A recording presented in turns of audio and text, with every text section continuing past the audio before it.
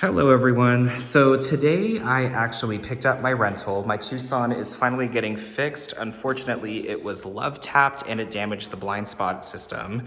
So essentially I am waiting for that to come back and become repaired. And in the meantime, I got this Mitsubishi Outlander. Now, needless to say, it was not what I was expecting. I have never driven a newer Mitsubishi. The last one I was in like an '01 Mitsubishi Galant. Actually maybe an '04. It was an old Mitsubishi. And essentially, I was, expecting the common, either a Nissan Rogue or a Dodge Journey. But thank goodness I did not get either of those, but I still was not expecting a three-row SUV.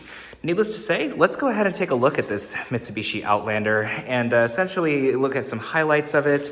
I'll get a driving video a little bit later. Right now it is really hot outside, so I don't necessarily want to do that because I will need to also limit the air conditioner so that way you guys can hear the actual vehicle instead of a fan blowing in your face. So it's not a bad vehicle when it comes to being aesthetically pleasing. Not necessarily my favorite. Definitely looks like a mommy wagon. But needless to say, of course, everybody's got a little bit of a different style. But I do like the wheels, and essentially the overall design is not bad. So moving into the front compartment here.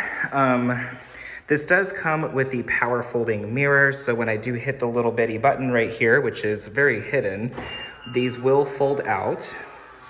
And then getting into the vehicle, I've never really been a fan of these being body colored just because of the fact that when you open the doors and such, you tend to rub this particular trim on like plants and bushes and so on and so forth, so it can chip the paint over time. I'd much prefer just a black trim or that silver trim that they usually put on the higher end models of some vehicles. Getting into the car, everything is all black, and essentially we do have power front seats. I do love my bingo, and I forgot to take the dabbers out of my car, so I put them in this one. And essentially, I just never really got around to taking them out. And so, yes, now you guys have figured out that I am a bingo queen. Get me my cigarettes, my trach, and my pink wig, and we will be good to go. Bingo, if you guys know what I'm talking about. So going into the compartment of the vehicle, or the cabin per se compartment, I must have been like reading something on Titanic recently. It's not bad. It's one of those where it is a little roomy, but the front end, the way there's like a weird slant towards the driver is actually rather interesting. Getting into the passenger seat, this is the first time I have sat in it, and I will admit, I feel like I'm very, very high. But one thing I do like is that the passenger seat does go up and down like the driver's seat. Maybe not as much as it should, however. Moving into the infotainment system, yeah, that buzzer is kind of annoying. Mitsubishi Motors, with that, I do like that everything is actually going to be right in front of you when it comes to the controls and buttons. I like the fact that they still use buttons. The actual display, though, even like with the red accents and stuff, it kind of reminds me of a Kia. So, yeah, that's kind of where we're at here. Moving into the controls, it's going to be a little hard to see. Let's see if I can get a little bit more light in here. Nope. So with that, we do have our blind spot control here. Additionally, our eco mode button here. It's hard to see, I'm so sorry. And then we also have the trunk lid, and then also a USB port. 2 cup holders in the front, which are holding my garage and my gate clicker. And essentially the transmission gear shifter does not have a shift boot, which some may like, but I actually prefer to have the boot just in case I spill something. It has really come in clutch when it comes to my car, as one time I spilled vitamin water everywhere, and luckily it did not get into any of the electronics for the transmission control. This one does have the auto hold and electronic parking brake. It is equipped, it looks like, with all-wheel drive, so that'll be able to lock my differential. Moving into the heated seats, I have never really been a fan of the controls being here. I know Subaru did that on the Forester, but I'd much rather them be up front so that way they're more accessible, because when you look at the cup holder, these are kind of hidden. I didn't know these seats were heated until actually right now. So essentially, better placement would have been my preference, but you know, everybody's a little bit different, and each manufacturer is going to do something a little bit different, so it's not something that's going to essentially, you know, be a deal breaker per se. The gauges are actually pretty nice. I do like them. I like the styling of them. They make the car seem sporty, but when you drive this thing, it is not sporty whatsoever. This is mated to a CVT, so essentially it's pretty slow, and the CVT is not going to readily go into those fake shift patterns. You do really have to hammer it in order for it to do that. I will make a correction if this is wrong, but I believe it is a 2.4 liter 4-cylinder engine. I'll go ahead and put the horsepower and the amount of torque in when it comes to those little pop-up writings that you see. Essentially, the controls on the steering wheel are pretty basic, easy to use. You have your Bluetooth on your left and your cruise control on the right, and I did notice this does not have adaptive cruise control. Additionally, I mean, here's the electronic, or not the electronic, the push button start, and then we do have here the little place where a key would have gone into in the past. The interior materials aren't bad. However, there are a few things like the turn signals. It just feels very flaky. But the overall touch points in this vehicle, they are soft to the touch. I like the center console. The gear shifter is, stitched. And in this case, it's basic, but it's functional and it's utilitarian. So this vehicle, it has some things going for it. The door panel, I do like that it's not just all the textured plastic that you see, especially in my Tucson. That's one thing I'm really not a fan of, because that stuff has the potential to scratch, and I cannot stand it. It drives me nuts. I put paper. Oops, I'm sorry, car. My bad. God, she's noisy. She is not happy with me.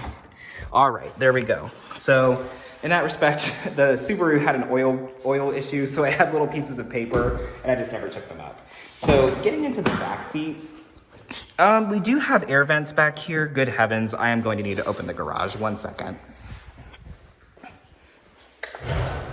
Because you guys can't see anything. All right, so moving into the back seat, not too bad here when it comes to seat room. You do have 2 USB ports in the back, which is something I do like because, and they're down here, because the thing is that a lot of cars will usually put in one, and it's just not enough, especially if you have like kids and stuff.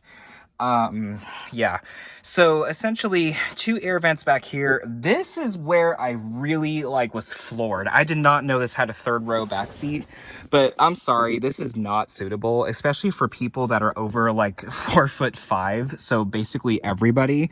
I mean, if you were from the 1900s, this may have worked because people were shorter back then, but good God. And I mean 1900s, like 1915, not like 1995. But essentially this is just too cramped for me. This is so uncomfortable, and I would not imagine somebody wanting to sit back here on a long trip. It's just so secluded, and I mean, look, you have no trunk room whatsoever when it comes to this, and I'm sorry, it was a really, really, really weird idea on Mitsubishi's part to even just do that. It should have just been left as a 2-row SUV, and then essentially gone for the higher trims would have been better. But yeah, it's not too bad. I'm apparently from Colorado now, so I'm gonna go hang out in the mountains. But essentially, I actually do like the design of the vehicle. It's just, to me, what really baffled me was that 3rd row. I mean, it's seen wear and tear, as you can tell from the door panels. It's a 56,000 mile vehicle, and this is the SEL trim, as you can see here. And so, not too bad though.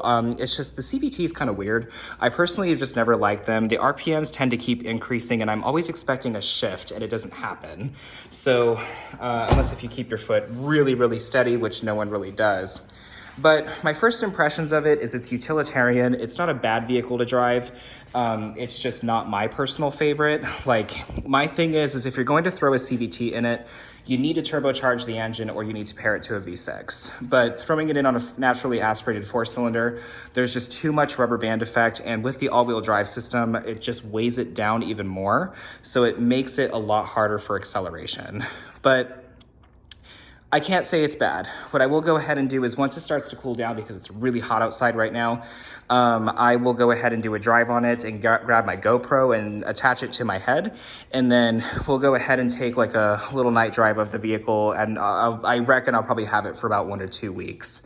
But needless to say, if you're looking for a utilitarian vehicle, this is not bad. It's not a bad vehicle whatsoever. It's comfortable. The ride quality, it's not the best, but it's not horrible. But, you know, if you want a quiet vehicle, at least it's quiet on the road. Engine's not too loud either, and it is smooth. It's just there's times where if you hit certain undulations, it feels a little bit bumpy.